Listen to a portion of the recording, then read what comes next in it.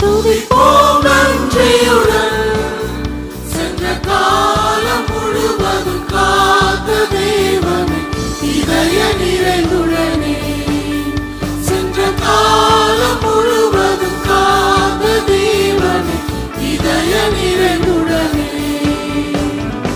ஆர்ப்பரித்து நமக மகிழ்வோம் ஆனந்தமாக பாடிடுவோம் என்றென்றும் அவர் செய்த நன்மைகளை நினைத்து போற்றிடுவோம் என்றென்றும் அவர் செய்த நன்மைகளை நினைத்து போற்றிடுவோம் அல்லேலூயா துதி அல்லேலூயா என்ற நாம் இயேசுவை பாடிடுவேன் அல்லேலூயா துதி அல்லேலூயா என்ற நாம் இயேசுவை பாடிடுவேன் இத்தனை கிருபைகள் நித்தமும் அருளில் கர்த்தரை கொண்டாடுவேன் இத்தனை கிருபைகள் நித்தமும் அருளில் கர்த்தரை கொண்டாடுவேன் சென்ற காலம் முழுவதும் காத்தாரே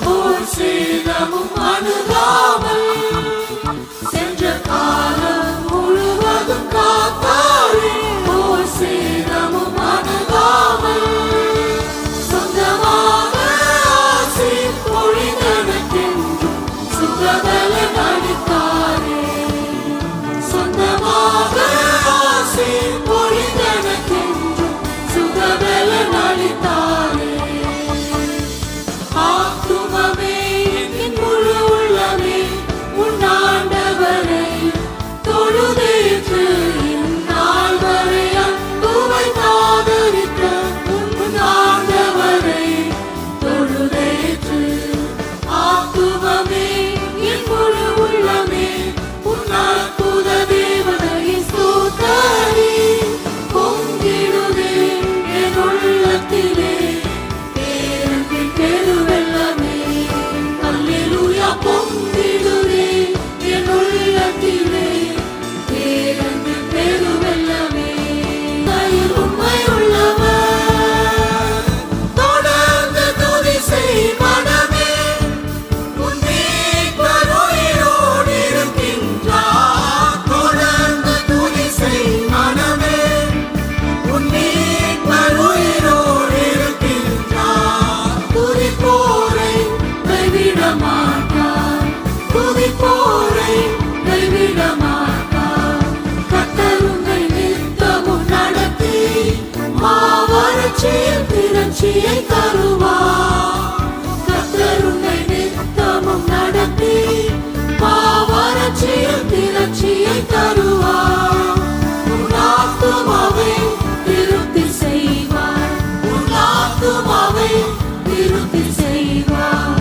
தேவன் நம்மை வந்தடைய செய்தார் நம்மை என்றும் அதற்காக தந்தார் தேவன் நம்மை வந்தடைய செய்தார் நம்மை என்றும் அதற்காக தந்தார் அற்புதங்கள் செய்யும் சர்வ வல்ல தேவன் அடைக்கலம் கொடுத்திடுவார் அற்புதங்கள் செய்யும் சர்வ வல்ல தேவன் அடைக்கலம் கொடுத்திடுவார் சபையில் உம்மை அழைத்திடுவோம் சகாயம் பெற்று வாழ்ந்திடுவோம் சாத்தானை என்றும் ஜெயித்திடுவோம் சாவும் வரையில் உழைத்திடுவோம் சாத்தானை என்றும் ஜெயித்திடுவோம் சாவும் வரையில் உழைத்திடுவோம் அல்லேலூயா தேவனுக்கே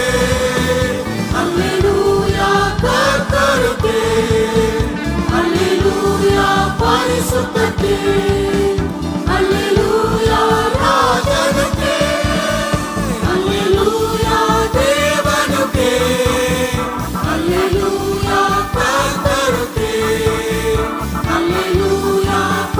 பரிசுத்தத்தே அல்லேலூயா ராஜனுக்கே.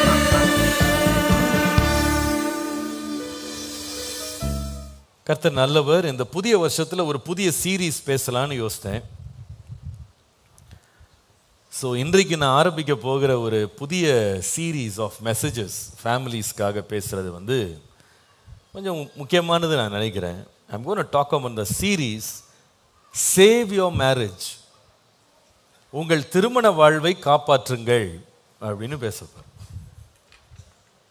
எதை காப்பாற்றணும் அப்படின்னா, ஆபத்தில் இருக்கிறது தான் என்ன பண்ணணும், காப்பாற்றணும். வசதியாக உட்காந்துருக்கவங்கள காப்பாற்றுறதுல பிரயோஜனம் ஒன்றும் இல்லை. ஒரு வீடு பற்றி எரியுது அப்படின்னா அந்த வீட்டை காப்பாற்றுறதுக்கு முயற்சி எடுப்போம். அநேக வேளை குடும்பங்களுடைய பிரச்சனை என்னென்னா, வெளியில் எரிய மாதிரியே தெரியாது, ஆனால் உள்ளே என்ன பண்ணோம், எரிஞ்சிக்கிட்டு இருக்கோம். வெளியில் உடஞ்ச மாதிரியே தெரியாது, உள்ளே என்ன பண்ணோம், உடைஞ்சிட்ருக்கோம். வெளியே ரொம்ப சந்தோஷமாக போயிட்டுருக்கிற மாதிரியே தெரியும், ஆனால் உள்ளே அநேக விதத்தில் பாதிக்கப்பட்டு காயப்பட்டு உடைக்கப்பட்ட நிலைமைகள் அநேக குடும்பங்கள் உண்டு. குடும்பம் வரைக்கும் பார்த்தீங்கன்னா பிரச்சனைகள் எப்பொழுதுமே முதல் நாளே வெளிப்படையாக எப்போவுமே தெரியவே தெரியாது. ஆனால் இந்த பிரச்சனை நாள்பட அது என்ன செய்யும்னா, காலம் தாழ்ந்தாலும் அது ஒரு நாள் வெளியே வரும். வெளியே கொண்டு வரப்படாத ரகசியம் என்பது ஒன்றுமே இல்லை, எல்லாமே வெளியரங்கமாகும். இது எப்படி இருக்குது அப்படின்னு சொன்னால், ஒரு முறை நம்ம சபையில் ரொம்ப வருஷத்துக்கு முன்னாடி வாழ்ந்து கொண்டிருந்த ஒரு தாயார், அவங்களுக்கு 65 வயசு. ஒரு நாள் அவர்களை வீடு சந்திப்புக்காக ஊழியர்கள் சென்றிருக்கும் போது அந்த அம்மா ஊழியர்கள்ட்ட சொன்ன ஒரு வார்த்தை, பாஸ்டர் நான் என் கணவரை டிவோர்ஸ் பண்ணிடலான்னு இருக்கேன் அப்படின்னு சொன்னேன். அந்த அம்மாவுக்கு 65 வயசு, ஏற்கனவே 3 பேர பிள்ளைங்க இருக்காங்க, டிவோர்ஸ் பண்ணிடலான் இருக்கேன். இதை போய் கேட்ட ஊழியர்களெல்லாம் நடுக்கி போனார்கள். 65 வயசுல விவாகரத்தா, என்னம்மா உங்க பிரச்சனை அப்படின்னு. ஏதாவது சண்டை நடந்துச்சா 40 வருஷமா சண்டை தான் போட்டுக்கிட்டு இருக்கோம். எங்க அம்மா வீட்டுக்கு போயிடலான் இருக்கேன், பாஸ்டர்ட்ட சொல்லியிருக்கேன் அப்படின்னு. 40 வருஷமா வெளியே தெரியவே இல்லை.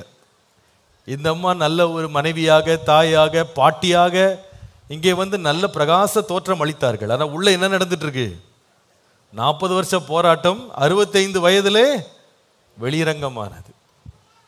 இங்கே உட்காந்துருக்கிற எத்தனை தாத்தா பாட்டி இந்த நிலைமையில் இருக்காங்களோ, எத்தனை கணவன் மனைவி இந்த நிலைமையில் இருக்காங்களோ நமக்கு தெரியாது. ஆன்லைனில் கேட்டுக்கிட்டு இருக்கவங்க கூட ஏதோ தோற்றத்துக்குன்னு மேக்கப் பண்ணிட்டு உட்காந்துருக்கோம் பாஸ்டர், உண்மையாக என்ன நிலைமைன்னு வெளியே சொல்ல முடியாதுன்னு சொல்லிட்டு இருக்கலாம். ஆனால் today we are going to talk on a series called Save Your Marriage. நம்முடைய குடும்பத்தை காப்பாற்றுவதற்கு நாம் எடுக்க வேண்டிய முயற்சிகள். குடும்பத்தை நிறுவினவர் கர்த்தர். குடும்பம் உடைவதை அவர் விரும்புகிறதில்லை. குடும்பத்தை சேர்க்கவும் அதை பலப்படுத்தவும் ஆண்டவர் இன்றைக்கும் கிரியை செய்கிறார். குடும்ப உறவுகள் உடைந்து போவதிலிருந்து நம்முடைய குடும்பத்தை மீட்டெடுக்க, காப்பாற்ற முதலாவது காரியம் நாம் கவனிக்க வேண்டியது, முக்கியம் செலுத்த வேண்டிய இன்றைக்கு ஒரு பகுதியை நம்ம கவனிக்க போகிறது என்னன்னா, கம்யூனிகேஷன். எல்லாரும் சொல்லுங்க, என்னது கம்யூனிகேஷன்? அப்படின்றது ஒருவரோடு ஒருவர் உரையாடுவது, பேசுவது, மனதில் உள்ளதை பகிர்ந்து கொள்வது, அதான் கம்யூனிகேஷன். இந்த கம்யூனிகேஷன், பேச்சாற்றல் அப்படின்றது மனித குலத்திற்கே ஆண்டவர் தனிப்பட்ட விதமாய் முக்கியமாய் கொடுத்த ஒரு விசேஷ திறன். இந்த உலகத்தில் நம்மை போல அநேக ஜீவராசிகள் வாழுகிறது. நூற்றுக்கணக்கான, ஏன் லட்சக்கணக்கான வகையான ஜீவராசிகள் வாழுகிறது. ஒரு ஜீவராசி கூட நாம பேசுறபடி பேசுறதுக்கு திறன் அதுக்கு இல்லவே இல்லை, இல்லையா? நம்மால என்னெல்லாம் செய்ய முடியும் அப்படின்னு கேட்டா, நம்மால நம்முடைய எண்ணங்களை ஒரு பாஷையோடு கலந்து வார்த்தைகளாக சொல்லி, அதை நாம் கவிதையாக எழுதி, அதை கோப கடிதமாக எழுதி, வேணுமானால் டெக்ஸ்ட் போட்டு, இப்பொழுது சமீபத்தில் ஈமோஜி கூட அனுப்பி நம்முடைய மனதில் இருக்கிற எல்லா கோப தாபங்களையும் என்ன செய்ய முடியும், வெளியே காட்ட முடியும். ஆனால் அந்த நாயை பாருங்க, கோபம் வந்தாலும் குலைக்கணும், சந்தோஷம் வந்தாலும் குலைக்கணும், அதை தவிர வேற ஒரு பாஷை அதுக்கு கிடையாது. மனுஷன் பிறக்கும் போது அவனுக்கு எந்த பாஷையுமே கிடையாது. எந்த குழந்தையும் இந்த உலகத்தில் பிறக்கும் போது எந்த பாஷையுமே அது கிடையாது. அது தமிழ் பேசிக்கிட்டே வர தமிழ் குழந்தை, தெலுங்கு பேசிய தெலுங்கு குழந்தை என்றெல்லாம் சொல்ல முடியாது. குழந்தை பிறக்கும் போது அதுக்கு பாஷையே கிடையாது. அது பிறக்கும் போது அழுதுகிட்டே பிறகுது. அது யூனிவர்சல் லாங்குவேஜ். அது உலகம் முழுவதும் எல்லா குழந்தையும் ஒரே போல தான் அழுகிறது. அமெரிக்காவில் இருக்க குழந்தை வித்தியாசமாக அழுகிறது இல்லை, ஒயின்னு அழுகிறது இல்லை, நம்மால் ஓன்னு அழுகிறது இல்லை, எல்லாம் ஒரே மாதிரி தான் அழுவும். ஆனால் இந்த குழந்தை எந்த ஊரில் பிறந்தாலும், யாருக்கு பிறந்தாலும், எந்த பாஷையும் கற்றுக்கொள்ளக்கூடிய திறன் யாருக்கு தான் இருக்கு? மனுஷனுக்கு மட்டும்தான் இருக்கு. நான் கேள்விப்பட்டேன், இந்த உலகத்தில் இதுவரைக்கும் கணக்கெடுத்தபடி மனுஷன் பேசுகிற பாஷைகள் எவ்வளோ தெரியுமாங்க? எத்தனை பாஷை உலகத்தில் பேசுகிறாங்க தெரியுமா? 6500 பாஷைகள் உலகத்தில் இருக்கிறது. பிரமிப்பா இருக்கா உங்களுக்கு? 6500 ஸ்போக்கன் லாங்குவேஜஸ் இன்னைக்கு உலகத்தில் இருக்கிறது. இந்த 6500 பாஷைகளில் ஒரு மனுஷனால எவ்வளவு அதிகமான பாஷைகளை பேச முடியும் அப்படின்னு கேட்டால், ஒருத்தர் இருந்தார். அவர் பேர் ஜயிட் ஃபாஸா அப்படின்னு லைபீரியாவில் பிறந்த ஒருத்தர் இருந்தார். அவர் தான் இன்னைக்கு கின்னஸ் வேர்ல்ட் ஆஃப் ரெக்கார்ட்ஸில் உலகத்திலே அதிகமான பாஷைகளை பேசுகிறவர் என்று பெயர் பெற்றிருக்கிறார். அந்த ஒரு மனுஷன் அவர் பேசக்கூடிய பாஷைகளின் எண்ணிக்கை 58 லாங்குவேஜஸ் படிச்சிருக்கிறார். பாலிகிளாட்னு சொல்லுவாங்க. 58 பாஷைகளை அவரால் வாசிக்க முடியுமா, பேச முடியுமா, அவ்வளவு திறன் பெற்றிருக்கிறார். நம்ம ஒரு பாஷை பேசுறதே பெரிய கஷ்டமா இருக்கு. இதை கேட்டோடனே சில பேர், பாஸ்டர் நாங்கள் தமிழில் மட்டும்தான் பேசுவோம், தமிழில் பேசியே சண்டை ஓயலை, 58 மொழியில் பேசுகிறான், எங்கள் நிலைமை என்னன்னு யோசிக்கிறாங்க இல்லையா? இந்த பாஷைகளை பேசி நம்முடைய கருத்துக்களை வெளியே சொல்ற திறன் நமக்கு இருந்தாலும், வேதம் நமக்கு தெளிவாக சொல்லுகிறது. நீதிமொழிகள் 18ஆம் அதிகாரம் 21ஆம் வசனத்தில், ஜீவனும் மரணமும் மரணமும் ஜீவனும் நாவின் அதிகாரத்தில் இருக்கிறது. அப்ப நம்ம பேசுற திறன் நமக்கு இருக்குன்றது பெரிய சந்தோஷம் நமக்கு இருந்தாலும், இந்த பேசுகிற பாஷைகளை பார்த்தீங்கன்னா, நம்ம பேசுகிற வார்த்தைகளாலேயே நமக்கு ஜீவனும் வர முடியும், அல்லது என்ன வர முடியும், மரணமும் வர முடியும். நம்ம பேசி பேசியே உறவுகளை கட்டவும் முடியும், பேசி பேசியே உறவுகளை உடைத்து போடவும் முடியும், பேசி பேசியே 2 பேர் ஒருவரை ஒருவர் காதலிக்கவும் முடியும், பேசி பேசியே ஒருவரை ஒருவர் கடித்து கொதறவும் முடியும். ஆமாம், பேச்சிலே தான் பெரிய பிரச்சனை. சில பேர் யோசிக்கிறாங்க, இந்த நாய் மாதிரி இருந்தால் அவனை நல்லா இருக்கும், அது என்னைக்காவது கோச்சிக்கிட்டு ஓரமாக படுத்து கிடக்கிறத பார்த்துருக்கீங்களா? என்னைக்காவது சண்டை போடுறத பார்த்துருக்கீங்களா? நிறைய வீடுகளில் இந்த பேச்சே சண்டைகளுக்கு என்னவாயிடுது, காரணமாயிடுது இல்லையா? அதான் ஒரு அம்மா போயிட்டு ஒரு முனிவர்கிட்ட போய் நின்று கேட்டாங்களாம், ஐயா எங்கள் குடும்பத்தில் பிரச்சனையே ஓய மாட்டேங்குது, நீங்கள் ஏதாவது ஒரு மந்திரம் பண்ணி கொடுங்க, உங்களுக்கு நிறைய மந்திர சக்தி இருக்குன்னு. அவர் சொன்னாராம், அப்படியாம்மா, வீட்டில் போயிட்டு சுத்தமான கிணறுல தண்ணி எடுத்து வடிகட்டி காய்ச்சி சுத்தம் பண்ணி ஒரு பாட்டில் எடுத்துட்டு வா, உனக்கு மந்திரம் பண்ணி தரேன்னாராம். அந்த அம்மா பயபக்தியாக போய் சுத்தமான தண்ணி எடுத்துகிட்டு வந்து கொடுத்தா 3 நாள் கழித்து வர சொன்னாராம். அந்த பாட்டில் மந்திரம் பண்ணி கையில் கொடுத்துட்டு சொன்னாராம், ஏம்மா இதில் பயங்கரமான மந்திர பவர் இருக்குது, இதில் ஒரு சொட்டை கூட வேஸ்ட் பண்ணிடக்கூடாது, என்ன பண்ணணும்னு கேட்டாங்க. அடுத்த முறை வீட்டில் சண்டை வந்ததுன்னா வேகமாக ஓடி பாட்டிலை திறந்து ஒரு மடக்கு வாயில் ஊற்றிக்கணும், ஒரு சொட்டு வெளியும் துப்பிடக்கூடாது, ஒரு சொட்டு உள்ளேயும் என்ன பண்ணிடக்கூடாது, முழுங்கிடக்கூடாது, சண்டை முடிகிற வரைக்கும் வாய்க்குள்ளே தண்ணி வச்சிருக்கணும். அவ்வளோதானா ஐயா? அவ்வளவே தான், அவ்வளோ சக்தி இருக்குது, ஒரு ட்ராப் கூட வேஸ்ட் பண்ணிடாத. இந்த அம்மாவும் பயபக்தியாக வீட்டுக்கு எடுத்துகிட்டு போய் அடுத்த முறை சண்டை வந்தோடனே ஒரே ஓட்டம் ஓடினாங்க, வாய்க்குள்ளே ஊற்றி வைத்து ஒரு சொட்டு வெளியே விடவும் இல்லை, ஒரு சொட்டை முழுங்கவும் இல்லை. சரியா 2 வாரத்தில் வீட்டில் இருந்த உலக போர் என்ன செய்தது, நின்று போனது. ஓடி வந்தார்கள், ஐயா உங்க மந்திரத்துக்கு பயங்கரமான சக்தி இருக்கு. இந்த மாதிரி எங்க வருஷமா நாங்க போட்ட சண்டை ஒரே வாரத்தில் என்ன ஆயிடுச்சு, முடிஞ்சே போயிருச்சு. என்ன மந்திரம் பண்ணீங்க தெரியல. அவர் சொன்னாராம், மந்திரமும் இல்லை தந்திரமும் இல்லை, வாயை 3 நாளே போதும், சண்டை என்ன ஆயிரும், ஆட்டோமேட்டிக்காக ஓயும். இந்த மாதிரி யாருக்காவது மந்திரம் வேண்டுமானால் பாட்டில் எடுத்துக்கொண்டு வாருங்கள், நான் ஜெபித்து தருகிறேன் என்று சொல்ல மாட்டேன். ஏன் சொல்ல மாட்டேன் அப்படின்னா, வாழ்க்கையின் பிரச்சனைகளுக்கு வாயை மூடுறதுனால பிரச்சனை ஓய போறதில்லை, அதுவே புது பிரச்சனையை ஆரம்பித்து விடும் இல்லையா? நம்ம வாழ்க்கையில் ஏதாவது பிரச்சனை வந்தால் உடனே வெட்டி எல்லாத்தையும் முடிச்சு போடுறது வந்து உண்மையான அதனுடைய விளைவு கிடையாது. அப்போ இனிமேல் சண்டை வந்தால் யாரும் பேசாமல் இருங்க, எல்லாம் மௌன சாமியாராக போயிடுங்க. இல்லை, சில பேர் சொல்லுவாங்களா, சண்டை வருதா உங்கள் 2 பேரையும் ஆண்டு இணைக்கலை, உங்களுக்குள்ள 2 பேருக்குள்ளேயும் தேவ சித்தமே கிடையாது, 2 பேரும் தனித்தனியாக என்ன பண்ணுங்க, பிரிஞ்சு போயிடுங்க. இதுவா விளைவு? இதுவா விடை? இல்லை, பிரச்சனைகளை எவ்வாறு கையாள வேண்டும் என்று கற்றுக்கொள்ளணும். கர்த்தர் இந்த நாவை பயன்படுத்தும் போது மரணத்தை இந்த நாவு கொண்டு வரும் அப்படின்ற அதே வேளையில் இந்த மரணத்தில் என்ன உண்டாகும் சொல்லுங்க சத்தமா? ஜீவனம் உண்டாகக்கூடிய திறன் இந்த உதடுல இருக்கு. இதே வாயினால நம்ம தித்திப்பான தண்ணீரை வெளியே கொண்டு வரலாம். இதே வாயினால கோபமா இருக்கிறவங்களுடைய உக்கிர கோபத்தை கூட என்ன செய்ய முடியும், அப்படியே அமர்த்திட முடியும். இதே வாயினால அன்பை நாம பெருக முடியும். இதே கோபத்தினால, இதே வாயினால நம்ம இருக்கிற வருத்தங்கள் எல்லாம் தீர்த்து விட முடியும். இதே வாயினால பெரிய சமாதானத்தை நம்முடைய வீட்டுக்குள்ள என்ன பண்ண முடியும், கொண்டு வர முடியும். கொஞ்சம் யோசித்து பாருங்க, உலக நாடுகள் இன்றைக்கு சமாதான பேச்சுவார்த்தை என்று சொல்லுகிறாங்க. இதற்காக ஒவ்வொரு நாட்டிலிருந்து ஒவ்வொரு பிரதம மந்திரி, வெளியுறவு மந்திரி எல்லாம் கிளம்பி ஒரு இடத்துல போய் கூடி மேஜைக்கு இருபுறம் உட்காந்து பேசுறாங்க பேசுறாங்க பேசுறாங்க. என்ன பேசுறாங்கன்னு நமக்கு தெரிய மாட்டேங்குது. ஆனால் பேசி முடிக்கும் போது என்ன செய்யறாங்கன்னா, கை கொடுத்துட்டு, சத்துருக்கள் கூட விரோதிகள் கூட கை கொடுத்துட்டு சமாதான ஒப்பந்தம் செய்கிறாங்க. எப்படிங்க செஞ்சீங்க அப்படின்னு கேட்டால், பேசிதான், பேசி பேசி எல்லாத்தையும் என்ன பண்ணிட்டோம், தீர்த்துட்டோம். சில பேர் சொல்லுவாங்க, முதல் கட்ட பேச்சு முடிந்திருக்கிறது, 2ஆம் கட்ட பேச்சு முடிந்திருக்கு. அப்போ பேசி பேசியே 2 நாடுகளுக்குள்ள பிரச்சனைகளை கூட என்ன பண்ணிடுறாங்க, தீர்த்துடுறாங்க இல்லையா? பரம விரோதிகள் கூட என்ன செய்துடுறாங்க, ஒன்றா சேர்ந்துடுறாங்க. நாடுகளே ஒன்றா சேர முடியும்னா வீடு சேர முடியுமா, சேர முடியாதா? சேர முடியும். அதனால சண்டைக்கு தீர்வு பேசாமல் எல்லாம் மௌனமாக இருங்கள் என்பதல்ல. பேசுறத சரியா பேச என்ன பண்ணணும், பழகி கொள்ள வேண்டும். ஏன்னா பேச்சாற்றலை கொடுத்தவர் யார் சொல்லுங்க? தேவனே கொடுத்தார். கர்த்தர் தான் பேசுகிற திறனை கொடுத்திருக்கிறார். திறனை சரியாய் பயன்படுத்த வேண்டியது அவசியம்.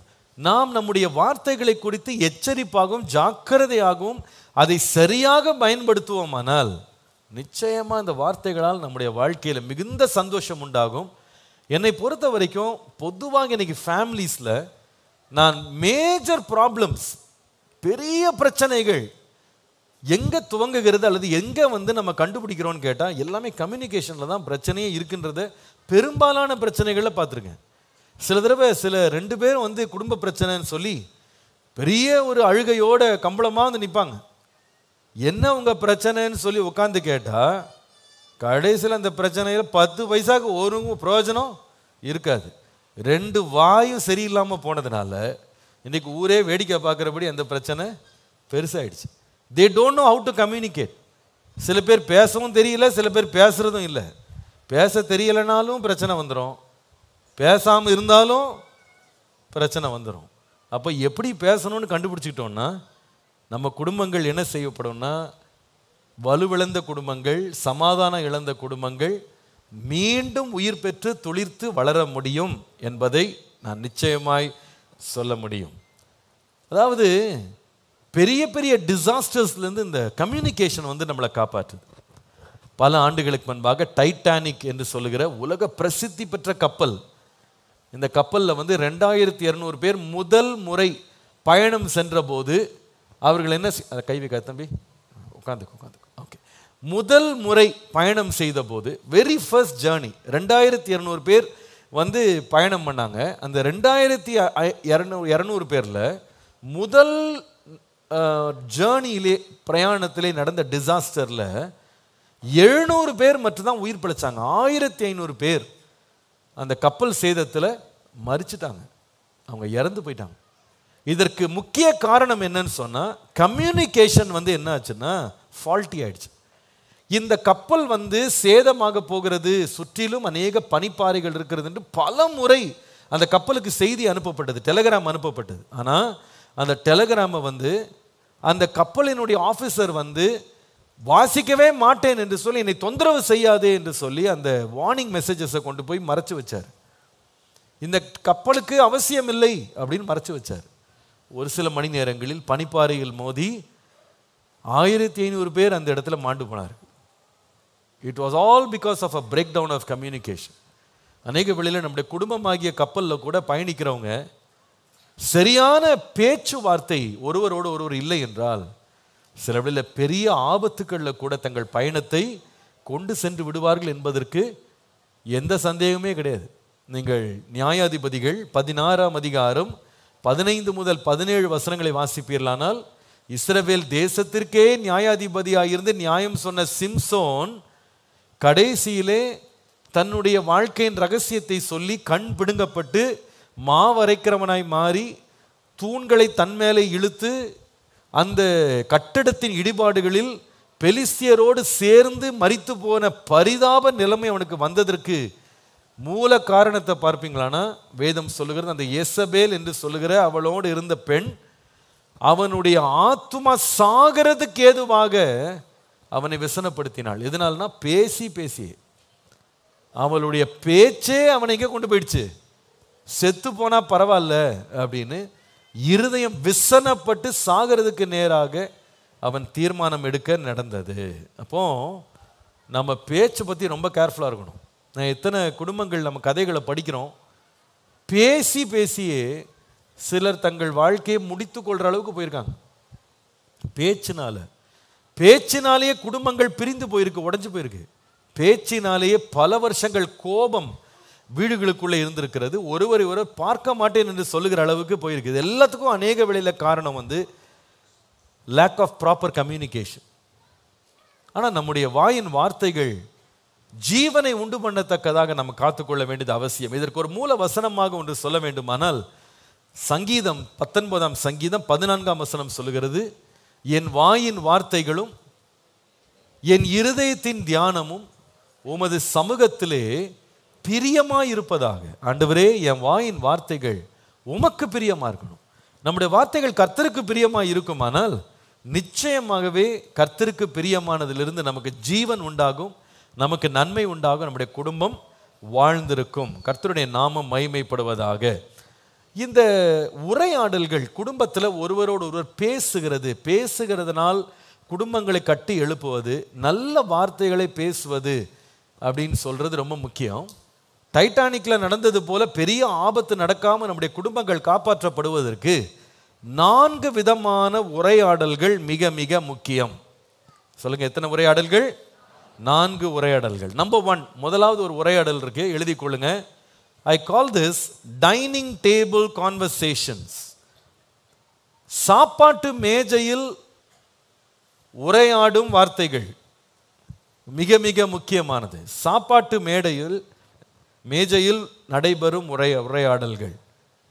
நான் நினைக்கிறேன் நம்ம எல்லாருமே சாப்பிடுகிற பழக்கம் உண்டு.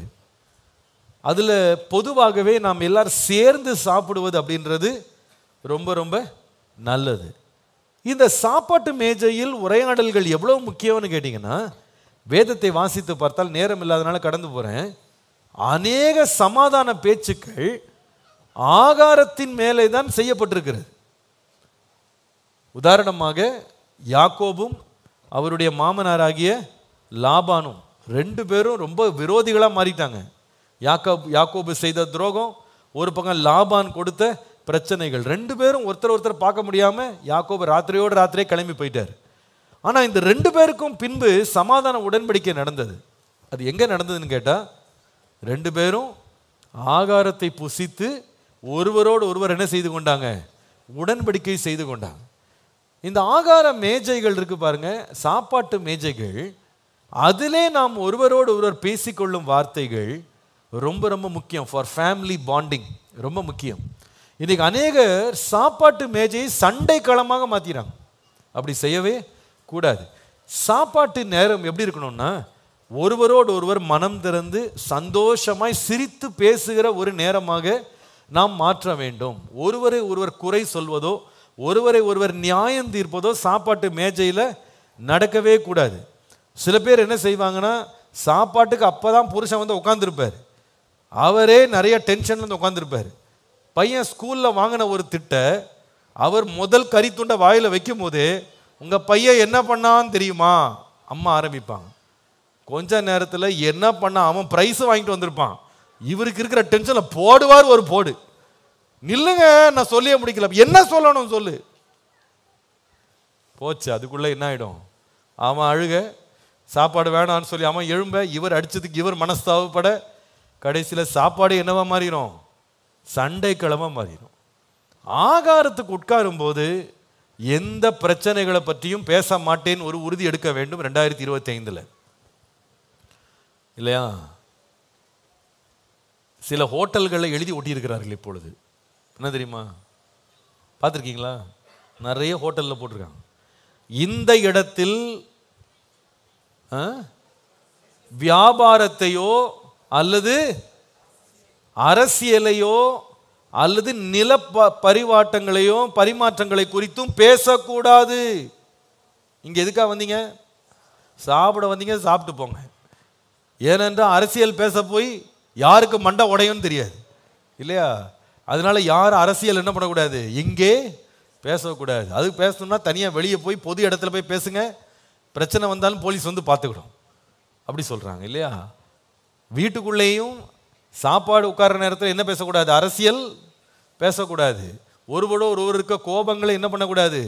பகிர்ந்து கொள்ளக்கூடாது. அல்லது தட்டு பறக்கும், வாயில் போக வேண்டிய சாம்பார் எங்கே போயிடும்? செவுத்துக்கு போயிடும். அதனால சாப்பாடு நேரத்தில் எப்பொழுதுமே எப்படி சாப்பிடணும் சொல்லுங்க? சந்தோஷமா சாப்பிடணும். ஒருத்தரோட ஒருத்தர் கேஷுவலாக பேசுறதுக்கு கற்றுக்கொள்ள வேண்டும். அந்த நேரத்தில் ரொம்ப சீரியஸான விஷயங்கள் என்ன பண்ணக்கூடாது? பேசவே கூடாது. நம்ம வாழ்க்கையில் துக்கங்களை உண்டாக்குகிற, நம்ம வாழ்க்கையில் கவலை உண்டாக்குகிற, ஒருவரை ஒருவர் வேதனைப்படுத்துகிற வார்த்தைகளை சாப்பிட்ற டைனிங் டேபிள் என்ன பண்ணக்கூடாது? பேசக்கூடாது. என்ன சொல்லணும் தெரியுமா? அப்படி பேசணும்னு தோணுனா கூட, யாராவது ஆரம்பிச்சா கூட என்ன சொல்லணும்? சாப்பிட்டு முடிச்சுட்டு என்ன பண்ணலாம்? பேசலாம். இப்போ என்ன பண்ண வேணாம்? பேச வேணாம். இப்போ நம்ம எப்படி சாப்பிடுவோம்? சமாதானத்தோட சாப்பிடுவோம். அதனால இந்த வேதத்தில் வாசிக்கிறோம், சண்டையோடு கூடிய கொழுத்த பதார்த்தங்களை உண்பதை பார்க்கிலும் அமெரிக்கையோடே உண்ணும் வெறும் துணிக்கையே நலம். அதனால சண்டை போட்டுக்கிட்டே பிரியாணி சாப்பிட்றதுல பிரயோஜனம் இல்லை. சமாதானமாக இருங்க. சாப்பிட்ற நேரம் சண்டைகள், பிரச்சனைகள், உங்கள் அம்மா என்ன சொன்னாங்க தெரியுமா, உங்கள் அப்பா என்ன சொன்னார் தெரியுமா அப்படின்னு ஆரம்பித்து சாப்பாடே பாதியில் பெரிய பிரச்சனையாக மாறிடக்கூடாது. டைனிங் டேபிள் கான்வர்சேஷன்ஸ் ஒருவரை ஒருவர் நாம் இணக்கம் உள்ளவர்களாய் கொண்டு வருகிற கான்வர்சேஷன்ஸாக மாற வேண்டியது அவசியம். அங்கே லைட் ஹார்ட்டட் கான்வர்சேஷன்ஸ், வேடிக்கையான காரியங்கள், சந்தோஷமான காரியங்கள், உங்கள் நாளில் என்னெல்லாம் நீங்கள் இன்னைக்கு மகிழ்ச்சியான காரியங்களை கேட்டீங்க, அனுபவித்தீங்க, பார்த்தீங்க, அது எல்லாத்தையும் சந்தோஷமாக சொல்லி மகிழ்ந்து சாப்பிட வேண்டியது அவசியம். நம்முடைய ஆகாரம் எப்படி இருக்கணும்னா மகிழ்ச்சியோடு சாப்பிடணும், சந்தோஷமாக சாப்பிடணும். பிரச்சனை என்னைக்கும் தான் இருக்குது, அதை சாப்பாட்டில் என்ன பண்ண வேணாம்? கொண்டு வர வேண்டாம். சாப்பிட உட்காந்துட்டோமா, பிரச்சனைகளை அப்புறமா பார்க்கலாம். மகிழ்ச்சியோடு மனம் திறந்து மகிழ்ந்து என்ன செய்வோம்? பேசுவோம். பேசுறதுக்கு ஒன்றுமே இல்லையா, அமைதியாகவா சாப்பிட்டு போயிடும். சில பேருக்கு அப்பா இதாங்க எதிர்பார்த்துட்டே இருந்தேன் பாஸ்டர், அப்படி இல்லை. மகிழ்ந்து ஒருவரை ஒருவர் நம்ம மகிழ்ச்சிக்குள்ளாக்கும் பேச்சுக்களை சாப்பிடும்போது நாம் பகிர்ந்து கொள்வது நல்லது. நம்முடைய துக்கங்கள், நம்முடைய வருத்தங்கள், நம்முடைய வேதனைகள் எல்லாம் டைனிங் டேபிளில் என்ன பண்ணக்கூடாது? கொண்டு வரவே கூடாது. அவ்வளோ ருசியாக சமைச்சிட்டு இவ்வளோ வேதனையாக நம்ம சாப்பிட்டு முடிக்கவே கூடாது. நம்ம என்ன சாப்பிட்டாலும் சந்தோஷமாக சாப்பிட்றபடி டைனிங் டேபிள் எப்படி இருக்கணும்னா, எ place to connect, a place to come together, a place to stay together. அந்த இடம் அப்படி மாறணும். எத்தனையோ வீடுகளை நான் கேள்விப்பட்டிருக்கேன், இந்த சாப்பாட்டு மேஜைகளில் பிரச்சனைகளை கொண்டு நிறைய பேர் சாப்பிடாமலே எழுந்து வெளியே போயிருக்காங்க. சாப்பாடை பாதியிலே விட்டு போயிருக்காங்க. சில பேர் சாப்பாடெல்லாம் வேஸ்ட் பண்ணியிருக்காங்க, தூக்கி வெளியே வீசியிருக்காங்க. ஏன் இது நடந்திருக்குன்னு சொன்னால், சாப்பிட்ற வேலையை என்னவா மாற்றிட்டாங்க? சண்டையின் வேலையாக மாற்றணும். அப்படி இருக்கவே கூடாது. இந்த டைனிங் டேபிள் கான்வர்சேஷன்ஸை keep it light hearted, be filled with laughter, speak casually, speak normally. ஒருவரோடு ஒருவர் மகிழ்ந்திருக்க ஒரு சிரித்த முகத்தோடு என்ன செய்யணும்? என்னங்க சாப்பிட வேண்டும். அல்லேலூயா. அப்படி சாப்பிட்டு இருப்பது நல்லது. வெளிநாடுகள்லாம் பார்த்தீங்கன்னா, யாராவது ஒருத்தர் வீட்டில் இறந்துட்டாங்க அப்படின்னா நம்மெல்லாம் அழுதுகிட்டே ஓடி வரோம் பாருங்க, அப்படிலாம் ஓடி வர மாட்டாங்க. அங்கே என்ன பண்ணுவாங்கன்னா, யாராவது இறந்துட்டாங்கன்னு சொன்னால் ஒவ்வொருத்தர் ஒரு டப்பா சாப்பாடு எடுத்துகிட்டு வருவாங்க. அது என்னன்னே எனக்கு புரிய மாட்டேங்குது. அர்த்தம் என்னன்னா, அவர் இறந்துட்டாரு, உங்களுக்கு பசிக்கும்ல, நீங்க சாப்பிடுங்க அப்படின்னு ஒருவரை ஒருவர் ஆறுதல் படுத்துறதுக்கு அவங்க என்ன கொண்டு வருவாங்கன்னு கேட்டால் சாப்பாடு தான் கொண்டு வருவாங்க. சாப்பாடு கொண்டு வந்து மேலை நாடுகளில் நீங்கள் சாப்பிடுங்கன்னு சாப்பிட வைப்பாங்க. அப்போ உங்களுக்காவது கொஞ்சம் என்ன இருக்கும், ஒரு தைரியம் வரும், மனசில் ஒரு திடம் வரும், நீங்கள் பயந்துடாதீங்க, கவலைப்படாதீங்கன்னு சொல்கிறதுக்கு எதை கொடுக்குறாங்க, சாப்பாடு கொடுங்க. அப்படி தான் ஆகாரம் என்ன செய்யணும்னா, ஒரு மறுபடியும் ஆத்துமாவை மகிழ பண்ணணும் இல்லையா? அன்றைக்கு ஈசாக்கு சொன்னார் இல்லையா, எனக்கு போய் வேட்டையாடி சாப்பாடு எடுத்துட்டு வா, என் ஆத்துமா மகிழ்ந்து பூரித்து நான் என்ன செய்வேன், உன்னை ஆசீர்வதி. அப்படி டைனிங் டேபிள் இருக்கணும். சாப்பிட்டு ஆசீர்வதிக்கணுமே தவிர சாப்பிட்டு முடிச்சுட்டு சாபமாக கொட்டக்கூடாது. கணவன் மனைவியை சபிக்கிறது, மனைவி கணவனை சபிக்கிறது, பெற்றோர் பிள்ளைகளை சபிக்கிற மாதிரி இடம் என்ன பண்ணிடக்கூடாது, மாறிடக்கூடாது. சில பேர் சாப்பாடு முடிகிறதுக்குள்ளே இனிமே உன் கையால் என்ன பண்ண மாட்டேன், இப்படி தான் சில கான்வர்சேஷன் டைனிங் டேபிளில் முடியுது. அப்படி பண்ணக்கூடாது. டைனிங் டேபிள் கான்வர்சேஷன்ஸ் எப்பவுமே எப்படி இருக்கணும்னா, மகிழ்ந்து செய்கிற ஒரு ஆகாரம், மகிழ்ந்து அனுபவிக்கிற ஒரு இடமாக என்ன செய்யணும், மாற வேண்டும். ஆமேன் என்று சொல்லுங்கள். Very good. ரெண்டாவது ஒரு கான்வர்சேஷன் நம்ம ஃபேமிலிஸில் வந்து நம்மளை காப்பாற்றுறதுக்கு, குடும்பங்களை காப்பாற்ற ரெண்டாவது வகையான ஒரு கான்வர்சேஷனை ரொம்ப கேர்ஃபுல்லாக மெயின்டைன் பண்ணது என்னன்னா, டெசிஷன் மேக்கிங் கான்வர்சேஷன்ஸ். எழுதுங்க. தீர்மானங்களை எடுக்கும் உரையாடல்கள். நம்முடைய குடும்பங்களிலே தீர்மானங்களை எடுக்கும் உரையாடல்கள் மிக மிக அவசியம். யாக்கோபு 1:19 வாசிக்கும் போது வேதம் சொல்லுகிறது, ஆகையால் யாவரும் கேட்கிறதற்கு தீவிரமாகவும் பேசுகிறதற்கு பொறுமையாயும் கோபிக்கிறதற்கு தாமதமாயும் இருங்கள். பேசுகிறதற்கு தாமதமா இருங்க, கேட்கிறதற்கு எப்படி இருங்க, தீவிரமா இருங்க, கோபிக்கிறதுக்கு பொறுமையா இருங்க. அப்போ கேட்கறதுல நம்ம கவனமா இருக்கணும். இந்த டெசிஷன் மேக்கிங் அப்படின்னு சொல்றது வந்து எல்லா குடும்பமும் பல நிலைகளில் தீர்மானங்களை எடுப்பதற்கு அவசியமான ஒரு இடம் என்னன்னு கேட்டால் குடும்பம். உதாரணமாக ஒரு கணவன் மனைவி தங்களை பற்றிய சில முக்கியமான தீர்மானங்களை எடுப்பது, தாங்கள் வாங்க வேண்டியவைகளை பற்றி தீர்மானம் எடுப்பது, தங்கள் பணத்தை முதலீடு செய்வதை பற்றி தீர்மானம் எடுப்பது, தங்கள் பிள்ளைகளை பற்றி தீர்மானம் எடுப்பது, வருங்காலத்தை பற்றி தீர்மானம் எடுப்பது, போகும் இடத்தை குறித்து தீர்மானம் எடுப்பது, விடுமுறைகளை குறித்து தீர்மானம் எடுப்பது, நீண்ட கால முதலீடுகளை பற்றி தீர்மானம் எடுப்பது, நிலம் வாங்குவது, வீடு வாங்குவது, எத்தனையோ தீர்மானங்கள் எடுக்கிற இடம் என்னன்னு கேட்டால் குடும்பம்.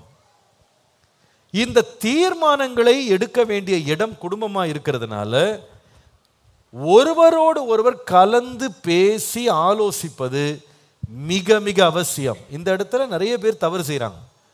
தீர்மானங்களை எல்லாம் ஒரே ஒருவர் அவர் இஷ்டப்படி எடுப்பார். அவர் மனம் போன போக்கில் அவர் வண்டியை கழித்து கிளம்பிடுவார். பின்னால் இருக்கவங்கெல்லாம் அவர் பின்னாலேயே ஓடிக்கொண்டே இருக்கணும். எல்லா தீர்மானங்களும் எடுப்பார். எந்த கலந்த ஆலோசனை இருக்கவே இருக்காது. அப்படி நம்ம வீடுகள் ஒரு நாளும் மாறவே கூடாது.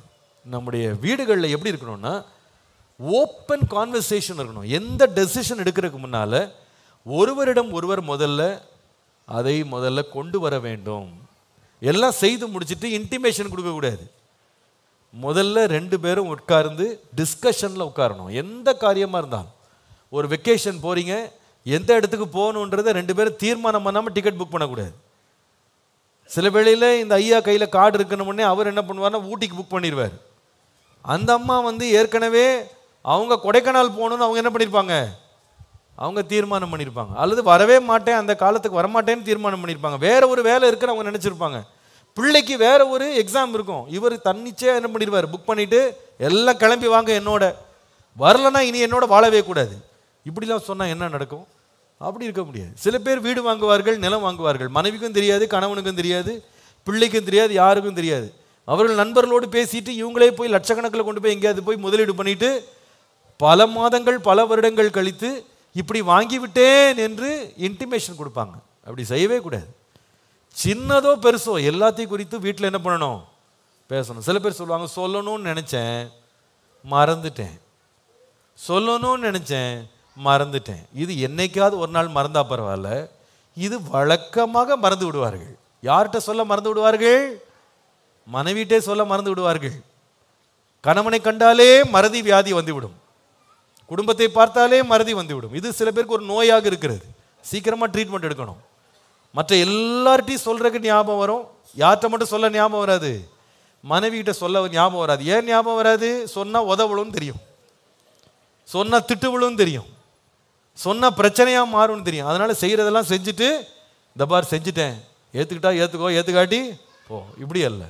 டெசிஷன் மேக்கிங்னு வரும்போது அதை பரஸ்பரம் நம்முடைய எண்ணங்களை ஒருவரோடு ஒரு பகிர்ந்து கொள்ளுகிற பொறுமை அவசியம்.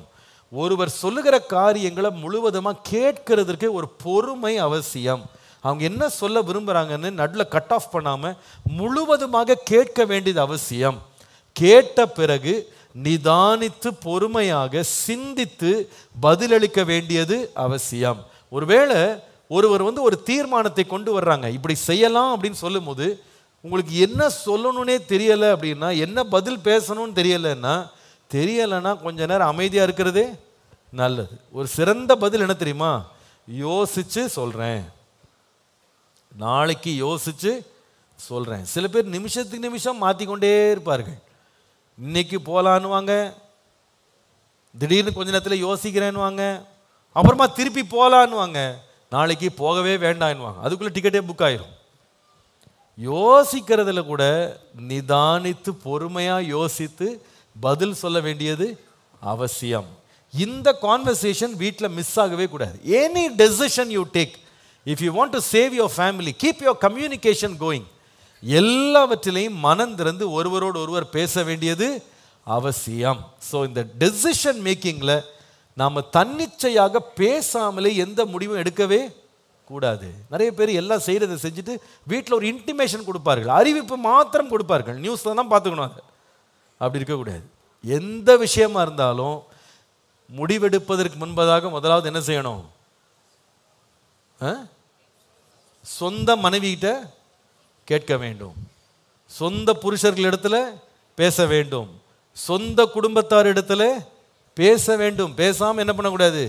முடிவெடுக்க கூடாது. நிறைய பேருக்கு ஆஃபீஸ் தான் அவங்களுக்கு ஆலோசனை களம். எங்கள் மனைவிக்கு ஒன்றுமே தெரியாது, சில பேருடைய டயலாக் இது.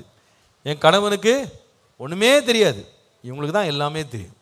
அப்படி இருக்கவே கூடாது. எந்த விஷயமா இருந்தாலும் ஒரு முறையாவது நான் கேட்டுட்டு சொல்கிறேன், விசாரித்து சொல்கிறேன், கொஞ்சம் டைம் கொடுங்க அப்படின்னு டிஸ்கஷனில் கொண்டு வந்து பேசிட்டு தான் நம்ம ஒரு முடிவை எடுக்கணும். இன்றைக்கி ஆண்டவர் கிருபையினால் முன்னால் போல் இல்லாமல் இப்போ கணவன் மனைவி பிள்ளை தகப்பன் தாய் எல்லாருக்குமே தனித்தனியாக நம்பர் போட்டு மொபைல் இருக்கிறது இல்லையா? எது இருக்கோ இல்லையோ என்ன இருக்குது? மொபைல் இருக்குது. அதனால் யாரை எப்போ வேணால் என்ன பண்ணலாம்? ரீச் பண்ணலாம். ஒரு நொடியில் என்ன பண்ணலாம்? ஃபோன் பண்ணி இது செய்யலாமா, இப்படி போகலாமா, இப்படி முடிவெடுக்கலாமா, வரீங்களா, வாங்கலாமா, இதுக்கு செலவழிக்கலாமா, முதலீடு செய்யலாமா, கேட்குறதுக்கு ரொம்ப தூரம் பிரயாணம் பண்ணிலாம் போக வேணாம். ஒரு காலில் 2 பட்டன் அழுத்தினா என்ன பண்ணிடலாம்? பேச ஆரம்பிச்சிடலாம் இல்லையா? அவசரப்பட்டு யாரோடும் பேசாமலே முடிவெடுக்கிற பழக்கங்கள் குடும்பத்தின் உறவுகளை என்ன செய்தோம்னா முறிச்சு போட்டுரும், கசப்பாக்கிடும். ஸோ ரெண்டாவது ரொம்ப முக்கியமானது என்னென்னா டெசிஷன் மேக்கிங் கான்வர்சேஷன். முதலாவது என்ன சொன்னேன்? Dining table conversation. ரெண்டாவது டெசிஷன் மேக்கிங் கான்வர்சேஷன், சாப்பாட்டு மேஜையில் பேசுகிற விதம். ரெண்டாவது தீர்மானம் எடுக்க பேச வேண்டியது அவசியம். மூன்றாவது ஒரு கான்வர்சேஷனுக்கு என்ன தெரியுமா?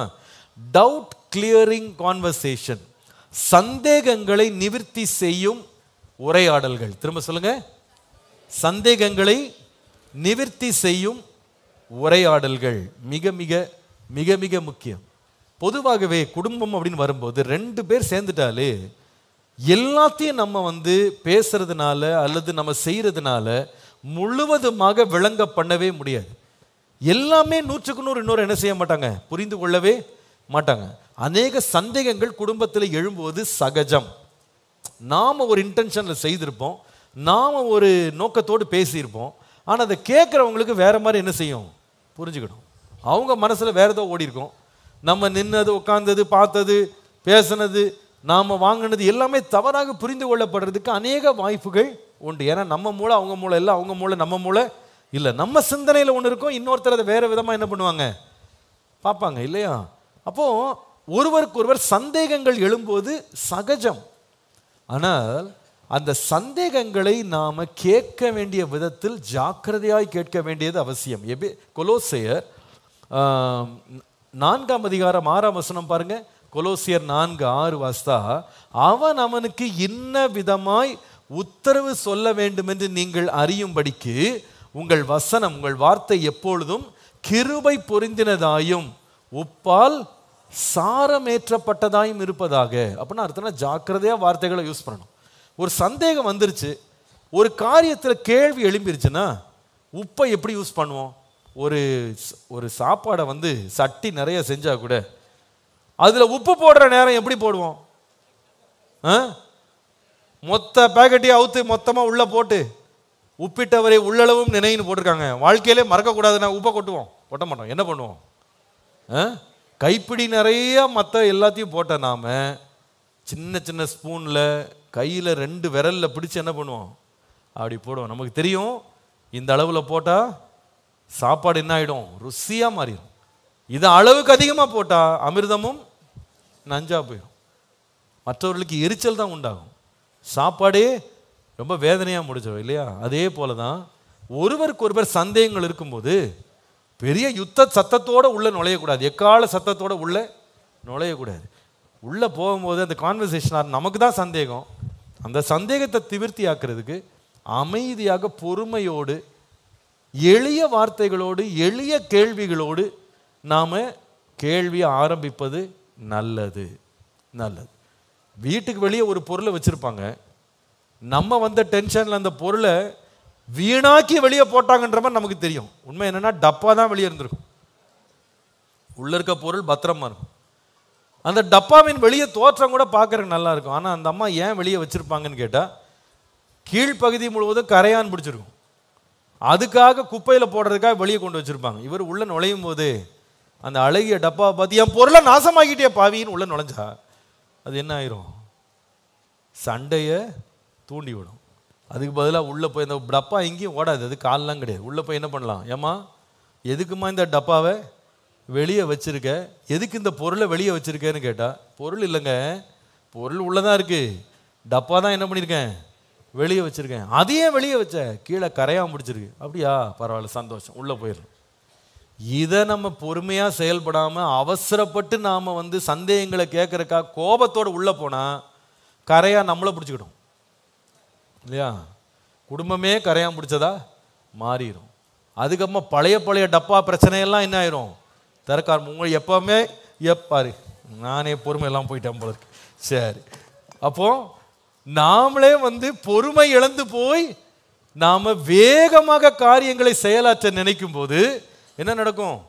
நம்ம தீர்வுகளை காணாமல் எதுக்கு நேராக போயிடுவோம்? சண்டைகளை நாம் கிளப்பி விடுகிறவர்களாக நாம் மாறிவிடுவோம். அப்போது ரொம்ப ஜாக்கிரதையாக இதில் செயல்படணும். என்னது அப்படின்னு கேட்டால், சந்தேகங்கள் வரும்போது நாம் என்ன செய்யணும்? சற்று பொறுமையாக செயல்பட வேண்டியது அவசியம். நாம் எல்லாமே அவசரமாக கேட்க ஆரம்பித்தோம்னா பிரச்சனை பெருசாக மாறிடும். சில வேளையில் ஒருவர் ரொம்ப துக்கமாக இருக்கிற மாதிரி இருப்பாங்க, சில பேர் கோபமாக இருக்கிற மாதிரி இருப்பாங்க, வீட்டில் ரொம்ப மன வருத்தமாக இருக்கிற மாதிரி இருப்பாங்க, சிடுன்னு இருப்பாங்க. அப்போ நமக்கு தெரியும் ஏதோ ஃப்ரீக்வன்சி மாறி இருக்கு, என்னன்னு தெரியலையே. அப்போ உள்ளே போய் சத்தம் போடாமல் பொறுமையாக கேட்டால் காரியங்கள் என்ன செய்யும்? விளங்கும். நமக்கு இருக்கிற சந்தேகங்களை நாம் தீர்த்து கொள்வதற்கு அமைதியான முறையில் பேசுவது அவசியம். ஒரு ஆமீன் சொல்லுங்க. நம்ம வீட்டில் எந்த நிலைமை வந்தாலும் சந்தேகங்கள் எழும்பும்போது பக்குவமாய் பேசி குடும்பத்தின் சமாதானத்தை காத்துக்கொள்ள அவசியமாக இருக்க வேண்டும். 4வது ஒரு கான்வர்சேஷன் இருக்கு, ரொம்ப முக்கியமான கான்வர்சேஷன். என்ன தெரியுமா? Disciplining conversation. சீர்படுத்தும் அல்லது காரியங்களை செவ்வையாக்கும் உரையாடல்கள். Disciplining conversation. நம்ம வாழ்க்கையில் ஏதாவது சீரடையாமல் போகுமான்னு கேட்டால் அநேக பிரச்சனைகளில் நம்ம சீரடையாமல் இருப்போம். யாருமே பெர்ஃபெக்ட் இல்லை. இந்த உலகத்திலே பெர்ஃபெக்டான ஒரு கணவன் யாராவது இருக்கிறாங்களா? இருந்தால் காட்டுங்க பார்ப்போம். தவறே செய்யாத ஒரு மனைவி, குற்றமே இல்லாத, மாசு கரை பிழை திரை ஒன்றுமே இல்லாத மனைவி மனவாட்டி யாராவது இருக்கிறீங்களா? கையை தூக்கவே உங்களுக்கு தைரியம் வர மாட்டேங்க. நம்ம எல்லாருமே பிழை உள்ளவர்கள், குறை உள்ளவர்கள் தான் இல்லையா?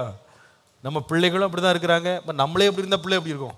அதுவும் அப்படி தான் இருக்குது. அநேக குறைகள், பிழைகள், தவறுகள் எத்தனையோ இருக்குது. இவைகளெல்லாம் சீர்படுத்த வேண்டியது அவசியம் என்பது சந்தேகமே இல்லை. ஆனால் சீர்படுத்துகிற விதத்தில் நாம் எடுக்கிற பேச்சுக்கள் இருக்கு பாருங்க, அதில் ரொம்ப ஜாக்கிரதையாக இருக்கும். எபேசியர் 4ஆம் அதிகாரம் 15ஆம் வசனம், ரொம்ப பியூட்டிஃபுல்லான வசனம்.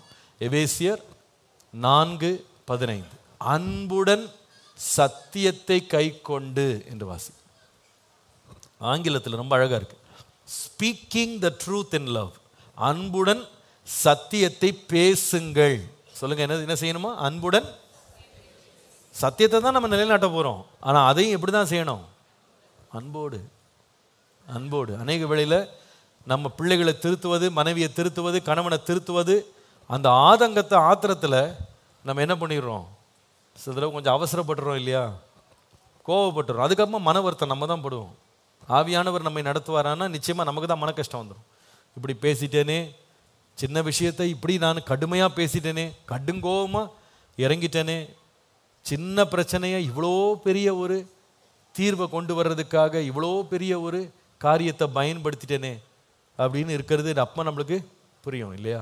இப்போ கண்ணில் ஒரு சின்ன ஒரு தூசி பட்டுருச்சுன்னு வச்சுக்கிடுங்களேன், அதை எடுக்கிறதுக்கு என்ன செய்யணும்? வேக்யூம் கிளீனர் எடுத்துகிட்டு வருவோமா? கண்ணுக்குள்ளே இருக்கிற அத்தனை தூசியும் வெளியே வரணும்னு கொண்டு வேக்யூம் கிளீனர் உள்ள சொருகி ஆன் பண்ணால் என்ன ஆகும்? என்ன ஆகும்? அது உங்களுக்கு தெரியும், நீங்கள் கற்பனை பண்ணிக்கலாம். ஆனால் அதில் என்ன போட்டிருக்குன்னா, எல்லா தூசியையும் இது என்ன பண்ணும்? எடுத்து விடும். அதுக்காக வேக்யூம் கண்ணில் சொருக முடியுமாங்க? கண்ணில் சொருக முடியுமா? ஏங்க, காதில் ஒரு அழுக்கு வந்துருச்சு. காதில் இருக்க அழுக்கை கிளீன் பண்ணுறதுக்கு இந்த டாய்லெட் ப்ரஷ்ஷை வச்சு உள்ள தள்ளினா என்னங்க ஆகும்? என்ன ஆகும்? காது அப்புறமா என்றைக்குமே கேட்காதா மாறிடும் இல்லையா? சின்ன பிரச்சனைக்கு சின்ன விதமாக எளிய விதமாக தீர்க்க வேண்டியது அவசியம். பிரச்சனைகள் வரதான் செய்யும், குறைகள் வரதான் செய்யும். ஆனால் அன்புடன் சத்தியத்தை என்ன பண்ணணும்? சொல்லுங்க, எப்படி செய்யணும்? அன்புடன் சத்தியத்தை பேசணும். அப்படி நம்ம பேசாம கடுமையா பேசும்போது பாருங்க, குடும்ப உறவுகள் என்ன செய்யும்? புரிஞ்சு. நான் சொன்னது போல குடும்ப பிரச்சனையில பெரும்பாலான பிரச்சனைகள் எதனால வருதுன்னு கேட்டா பேச்சுனாலே தாங்க. பேசி பேசியே குடும்பங்கள் இன்றைக்கு பிரிஞ்சு கிடக்கு. நம்முடைய குடும்பங்களை மீட்டுக்கொள்ள வேண்டுமானால் திருத்த வேண்டிய உத்தரவாதம் நமக்கு இருக்கு, கண்டிக்க வேண்டிய உத்தரவாதம் இருக்கு. அதை கூட அன்புடனும் பொறுமையுடனும் செய்ய வேண்டியது அவசியம். சாந்தத்தோடு செய்யணும். இதை பேசுறது ஈஸி தான், ஆனால் செயல்படுத்தும் போது அது எப்படி இருக்கும்? கடினமாக இருக்கும். ஆனால் ஆவியானுடைய துணையை நம்ம கேட்போமானா அவர் நமக்கு உதவி செய்வார். 4 விதமாக நம்முடைய உரையாடல்கள் இருக்கணும். முதலாவது டைனிங் டேபிள் கான்வர்சேஷன். நம்முடைய வீடுகளில் சாப்பிடும்போது பேசுகிற பழக்கம் இருக்கணும். பேசுகிறதும் முக்கியமான, ரொம்ப மனதை வேதனைப்படுத்துகிறதெல்லாம் பேசக்கூடாது. மகிழ்ச்சியான, இருதயத்தை சமாதானப்படுத்துகிற, சந்தோஷப்படுத்துகிற காரியங்களை ஒருவரோடு மகிழ்ந்து பேசி நாம் நல்ல உரையாடல்களோடு சாப்பிட வேண்டியது, நல்ல நிம்மதியாக சந்தோஷமாக சாப்பிட வேண்டியது அவசியம். மற்ற பிரச்சனைகளுடைய பேச்செல்லாம் ஆகாரத்துக்கு அப்புறமா வைத்து கொள்ளலாம் என்று ஆகார மேஜையை மகிழ்ச்சியாக மாற்ற வேண்டும். ரெண்டாவது என்ன கான்வர்சேஷன்? Decision making conversation. நம்முடைய வாழ்க்கையில் தீர்மானங்களை எடுக்கிற உரையாடல்கள் வரும்போது அதை நம்ம மறைக்காம மறுக்காம ஒருவரை ஒருவர் பேசுறதுக்கு இடம் கொடுத்து காரியங்களை வெளிப்படையாக வெளியே கொண்டு வந்து தீர்மானங்களை 2 பேருமே சேர்ந்து கலந்து ஆலோசித்து எடுக்க வேண்டியது அவசியம். மூன்றாவது என்ன கான்வர்சேஷன்? Doubt clearing conversation. நம்முடைய வாழ்க்கையில சந்தேகங்கள் எழும்பும்போது ஒருவரிடத்திலே ஒருவர் கேள்விகளை கேட்கும் போது கூட அதை சாந்தத்தோடு அன்போடு கேட்க வேண்டியது அவசியம். உச்சகட்ட கோபத்தில் கான்வர்சேஷனை நம்ம கொண்டு வர வேண்டிய அவசியம் இல்லை. நான்காவது டிசிப்ளின் மேக்கிங் கான்வர்சேஷன்ஸ். ஒருவரோடு ஒருவர் நம்ம ஒழுக்கத்தை அல்லது சீர்படுத்த வேண்டிய காரியங்களை, சரிப்படுத்த வேண்டிய காரியங்களை பேச வரும்போது கூட அன்புடன் சத்தியத்தை பேச நாம் ஆயத்தமாக அப்படி இருப்போமானா கம்யூனிகேஷன் லைன்ஸ் எல்லாம் கிளியர் ஆகிடும். கம்யூனிகேஷன் கிளியர் ஆச்சுன்னா குடும்ப உறவுகள் என்ன செய்யும்? சீரடையும். சீரடைந்தால் நம்முடைய குடும்பத்தை நாம் திரும்ப மீட்டெடுக்கவும் கர்த்தர் நமக்கு உதவி செய்வார். அல்லேலூயா. எழும்பி நிற்போமா? ஒரு ஜெபம் பண்ணுவோம். என் குடும்பத்தின் உறவுகளை நான் மீட்டெடுப்பதற்கு என் வாயின் வார்த்தைகளுக்கு எனக்கு கிருபை தாரும் ஆண்டவரே. இன்றைக்கு நம்ம கேட்கணும், ஆண்டவரே என் வாயில் ஒரு கடிவாளத்தை போடுங்க. சில பேருக்கு ஆண்டவரே என் வாயை கொஞ்சம் சுத்தம் பண்ணுங்க இல்லையா? ஏசாயாக்கு அவர் வாய்க்கு ஒரு சூடு போட்டார் ஆண்டவர் இல்லையா? நல்ல பலிபீடத்திலேருந்து ஒரு அக்கினி தழலை கொண்டு வந்து வாயை சூடு போட்டார். சூடு போட்ட பிறகு அவன் வார்த்தைகளெல்லாம் என்ன ஆயிடுச்சு? சுத்தமாயிருச்சு. அசுத்தமானதெல்லாம் பொசிக்கிட்டார். இன்றைக்கு ஆண்டவர்கிட்ட ஜெபம் பண்ண, ஆண்டவரே ஒரு சூடு என் வாயில் கொஞ்சம் போடுங்க. ரொம்ப அளவே இல்லாமல் என் வாய் என்ன பண்ணுது, ரொம்ப விளையாடுது.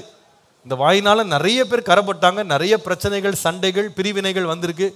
ஒரு முறை என் வாயின் மேலே என்ன பண்ணுங்க, உங்கள் அக்கினி தழலை என் மேலே வைங்க. சில பேருக்கு லாக்கு போடணும், வாயில் என்ன பண்ணணும், கடிவாளம் போட வேண்டும். நம்முடைய வாயில் வீணான வார்த்தைகளை பேசாதபடிக்கு தீர்மானத்தோடு நம்ம செயல்படணும். ஆண்டவரே, என் வாயின் வார்த்தைகள் உமக்கு பிரியமாக இருக்க, என் குடும்பத்திற்கு நன்மையை கொண்டு வர என் வாயின் வார்த்தைகளை ஆசீர்வதி ஆண்டவரேன்னு சொல்லி ஒரு ஜெபம் பண்ணுவோமா? கரங்களை உயர்த்தி கேட்போம். ஆண்டவரே, உமக்கு பிரியமில்லாத என் குடும்பத்தில் துக்கத்தையும் வேதனையும் கொண்டு வருகிற எல்லா விதமான கடுமையான வார்த்தைகளை என்னோட வாழ்க்கையிலேருந்து, குடும்பத்திலேருந்து எடுத்து போடும். இன்றைக்கு நாம் கேட்ட ஆகார மேஜைகளிலே நாம் சாப்பிடுகிற பொழுது நாம் பேசுகிற வார்த்தைகள் ஒருவருக்கொருவர் கட்டி எழுப்புகிற வார்த்தைகளாக இருக்கட்டும். இருதயத்தின் துக்கங்களை விளக்குகிற வார்த்தைகளாக இருக்கட்டும்.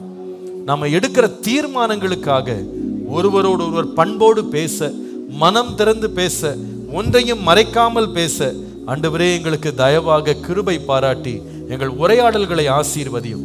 ஆண்டவரே, நாங்கள் ஒருவருக்கொருவர் சந்தேகங்கள் வரும்போது அதை நிவர்த்தி செய்வதற்கு கோபத்தோடு அல்ல, சாந்தத்தோடு ஆண்டவரே பொறுமையோடு எங்கள் வார்த்தைகளை பேசி சந்தேகங்களை நிவர்த்தி செய்ய கிருபை தார். ஆண்டவரே, நாங்கள் டிசிப்ளின் பண்ணும்போது, காரியங்களை சீர்படுத்தும் போது அன்புடன் சத்தியத்தை பேச எங்களுக்கு கிருபை தார். நல்ல பிதாவே, எங்களோடு பேசின நல்ல வார்த்தைகளுக்காய் நன்றி. எங்கள் வாயின் வார்த்தைகள், எங்கள் இருதயத்தின் தியானங்கள் உமக்கு பிரியமாக இருக்கட்டும். இருதயத்தின் நிறைவினால் வாய் பேசும் என்று நாங்கள் வாசிக்கிறோம்.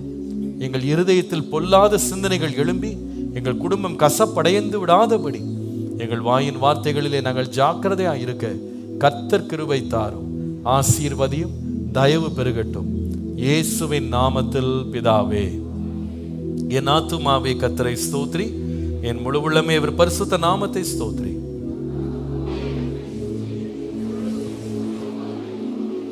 அவரோட அக்கிரமங்களை எல்லாம் மன்னித்து, நோய்களை எல்லாம் குணமாக்கி, பிராணனை அழிவுக்கு விலக்கி மீட்டு, கிருபையினால் இரக்கங்களால் முடிசூட்டி, நன்மையினால் வாயை திருப்தியாக்குகிறார். கழுகுக்கு சமானமாய் வயது திரும்ப வாழ வயது போலாகிறது. ஆமென். Praise the Lord. கர்த்தர் உங்களை ஆசீர்வதிப்பார்.